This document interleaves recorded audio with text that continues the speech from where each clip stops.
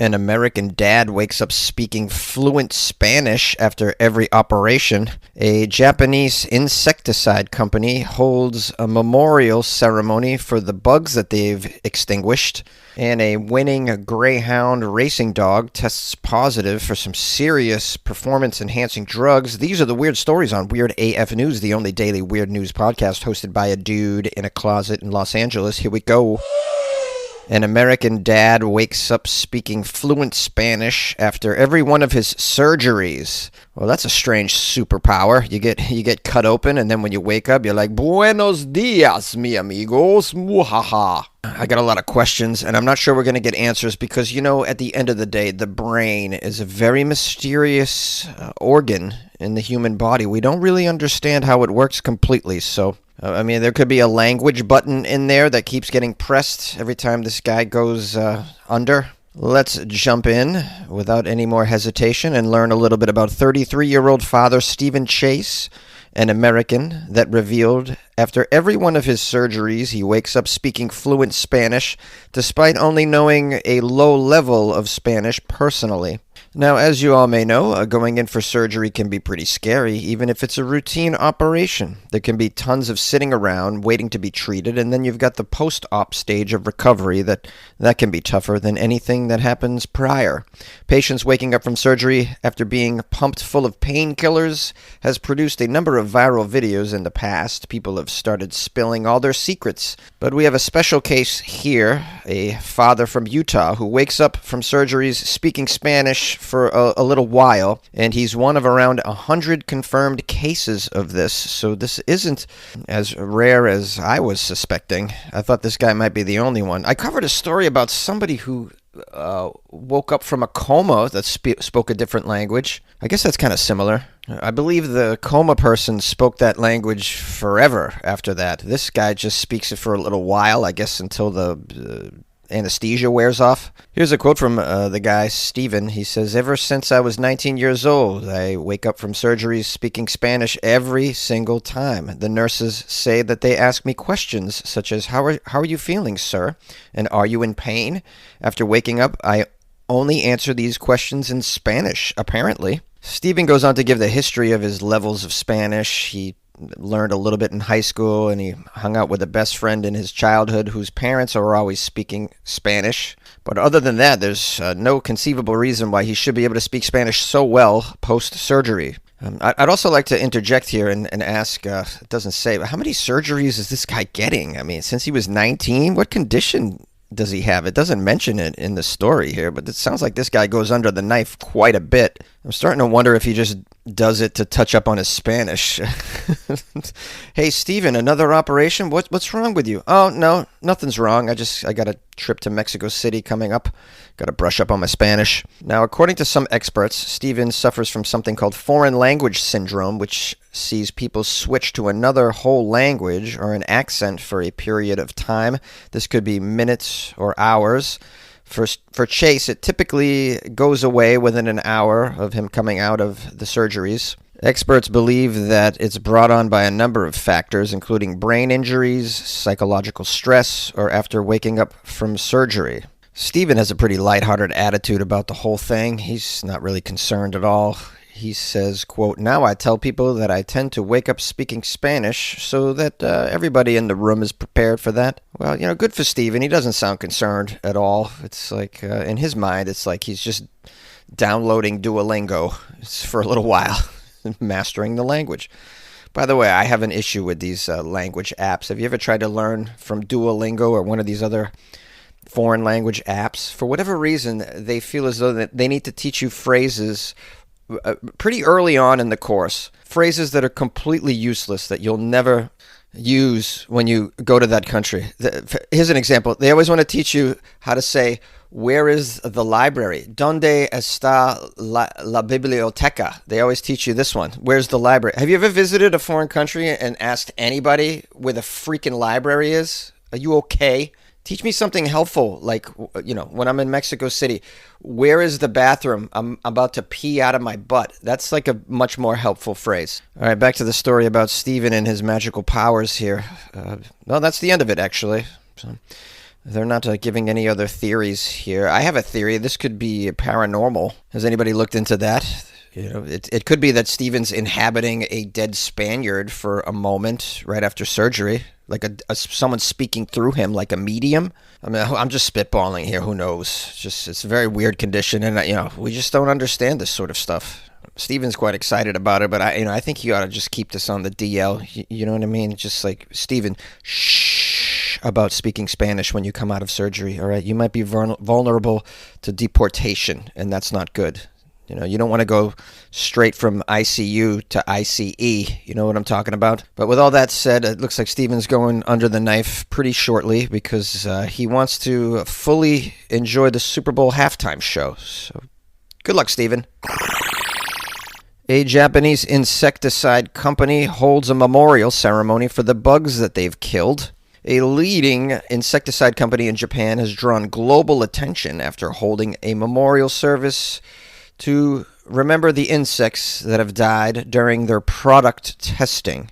Around 100 employees from Earth Corporation gathered at the Myodoji Temple in Hyogo Prefecture for a ceremony dedicated to the bugs that were killed in those experiments leading up to their product releasing. Also, no memorial for the bugs that have been killed as a result of the product going to market, just memorial for the bugs that were killed during the testing of it. But, at least they give a damn on some level for the bugs, that is. They're showing respect for life. It's not something you expect to see, but yeah. Apparently they're very serious about this. It's an annual ritual that has been observed for more than 40 years. 40 years that they've had a memorial service for the bugs that they kill during the product testing phase. Are they just releasing products every year? I got a lot of questions here. It says here, Earth Corporation was founded in Osaka in 1892. Wow, this must be one of the oldest insecticide companies forever. 1892? Yeah. I mean, prior to 1900, I thought everyone was just using their foot to extinguish bugs. You know what I mean? It was the old stomping method. They say this is one of Japan's biggest manufacturers of insecticides, Earth Corporation. Their facilities raise more than 1 million cockroaches and more than 100 million fleas and other insects strictly for testing. As part of their memorial ceremony, the employees placed photos of various experimental insects, including mosquitoes, cockroaches, and mites, in front of a Buddhist altar. Employees then took turns offering incense and praying for what they described as the peaceful rest of the creatures that were used in their product research. Oh, this is adorable. Don't you find this adorable that they would have a memorial service for all the little bugs that were killed? I mean, I like that. It shows a respect for life. They understand that every living thing plays a part in the chain of life. I learned that by watching those nature videos. Those narrated by Sir David Attenborough. Ah, yes, the flea. He's always going on about the importance of this tiny little thing. The flea, yes. Many people don't notice the flea, but the flea plays a very important role in nature's living cycle of death, rebirth. Fleas are eaten, they also eat, and they taste quite lovely in a burrito. All right, enough of that. Back to the story. Oh, there's a picture of one of the memorial graves, it looks like. It's a termite monument, and it reads, "Termites, rest in peace." This is really funny. This is the sort of cemetery I would find fascinating to visit, just to see all these graves for the ladybugs, rest in peace. Maybe they got a whole cockroach mausoleum or something. We got a guy here who's being quoted. His name is Tomohiro. He's head of research and development. He says, "This is a valuable opportunity for us to look back and express our gratitude toward the insects." The hour-long ceremony included monks chanting sutras and giving a sermon. Previous themes have touched on Buddhist teachings, including the, quote, 6 roots purification, which refers to overcoming worldly desires and sensory distractions. Oh, yeah, it's like what I mentioned yesterday. The allegory of the cave is all about overcoming worldly desires and sensory distractions. Yeah, I mean, so Plato was really a Buddhist at heart, I think. So So he's got to be banned, of course, in America. Now, they spoke to some of the employees about the ceremony, and they admitted that the ritual felt a little awkward and even kind of funny. However, many said that the atmosphere eventually changed their perspective on life in general. One employee said that mourning these experimental insects is a natural act for those who work with living organisms, adding that, quote, even the smallest life is still a life. The bug ceremony sparked some mixed reactions on social media. Yeah, you don't need to say mixed. I mean, that's inherent with social media. No one can agree. Some commenters praised the company's mindset, said that it serves as a reminder that insects are living beings, often sacrificed to help keep humans safe. Others viewed the ritual as ironic, pointing out that the memorial is conducted by the same people responsible for their deaths. Yeah, I mean, that's a good point. It is ironic that the same company that's responsible for killing the insects. But honestly, in their defense, if they're not going to do it, another company is going to kill the insects. I mean, just humans do not want to live around insects. It's just going to be a thing. And frankly, some of these insects are terrifying. I mean, I have respect for life. I'm always catching spiders and flipping them outside onto my balcony so that they can live another day. You know, I just don't want them on my bed or in my bedroom here. But a cockroach, I can't do it. These things are the worst. I'm going to always want them destroyed and removed from my immediate vicinity forever and ever. Termites, too. I've had termite issues. You can't, you have to get rid of termites. They have to be killed for the most part because they destroy your domicile. Do you know what I mean? So there's always going to be a market for companies that are responsible for removing little critters like this. So at least this company, my point is showing some respect. They're spending their own resources to show respect for life. And if anything, it makes people read this story or hear about this or attend a ceremony and think to themselves, actually, yeah, we should have a respect for all life, not just humans and large animals, but the little ones that we're surrounded by as well. And, this is something that you just don't see often. I mean, my country blasts a dog into space to be killed just as an experiment. Did we even have a memorial service for that dog? And what about the monkeys? I don't think so. Rinse knows that greatness takes time, but so does laundry. So Rinse will take your laundry and hand-deliver it to your door expertly cleaned. And you can take the time pursuing your passions. Time once spent sorting and waiting, folding and queuing, now spent challenging and innovating and pushing your way to greatness. So pick up the Irish flute or those calligraphy pens or that daunting beef Wellington recipe card and leave the laundry to us. Rinse. It's time to be great.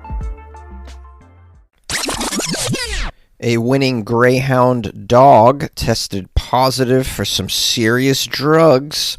This story is out of New Zealand, it looks like, where apparently dog racing is still legal. It's legal in a few states in the U.S., but for the most part has been removed. I believe West Virginia still does it, but West Virginia does a lot of stuff that's terrible.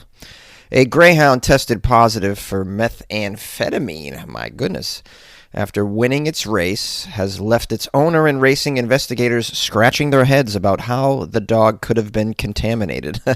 Well, the owner is like, well, I have no idea how the dog could be contaminated. Yeah, the owner knows, trust me. I mean, are they really going to go on with this charade? I don't have no idea how the meth could have gotten into my dog. I mean, I've been looking for the meth pipe. I assume my dog has a meth pipe. I mean, I'm trying to find the dealer, all right? I think it might be the sketchy little chihuahua behind the park, but I'm not sure. I'm going to keep looking into it, though. I mean, you got to be kidding me, right? It's the owner, bro. The owner. Look, the owner gave the dog drugs. I didn't even go to investigator school, and I can tell you that. The trainer's name is Craig. He's 68 years old. He claims he was shocked by the result. He expressed vehemently that he had never touched the drug and had no idea how his dog came into contact with it. When investigators from the Racing Integrity Board turned up at his property for a drug screening of his 6 racing greyhounds, they found that one of the dogs tested positive for the Class A substance.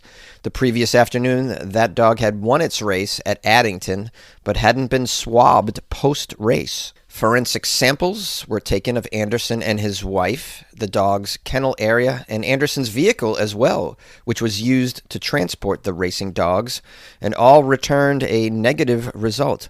The dog in question, named Hilton Hustler, tested 1 week earlier and another 2 weeks after, and those tests were clear. In the last year, Anderson was involved in hundreds of races with his greyhounds, being tested 22 times and 18 times the previous year. He has had no prohibited substance breaches since he began racing dogs in 2017. All right, well, maybe this guy is on the up and up.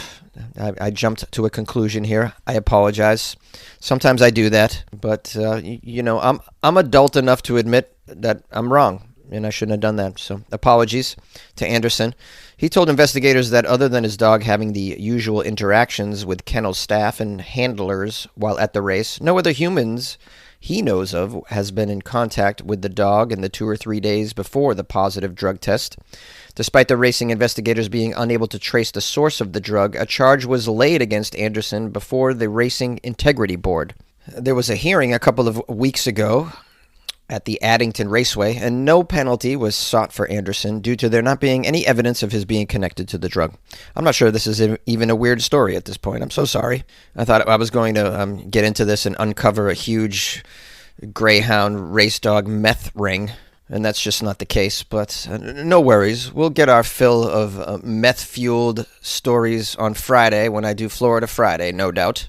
So I hope you'll join me for that. Over and out.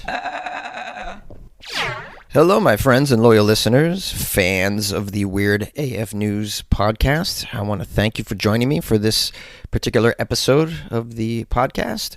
And a special thanks to everyone who's listened to this podcast over the years. I just hit a big milestone in the history of Weird AF News in that I just surpassed 7 million downloads, which is a huge feat and something I never thought I would ever accomplish when I started this podcast many, many years ago.